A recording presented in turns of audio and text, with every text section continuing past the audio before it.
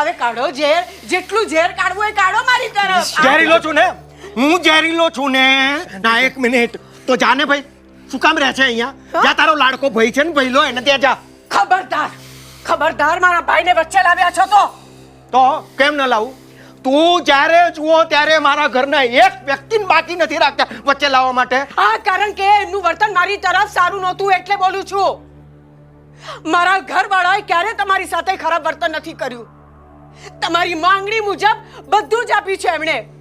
તમારી અપેક્ષા મુજબ બધું જ કર્યું છે એમને, પરિસ્થિતિ ન હોવા છતાં પણ.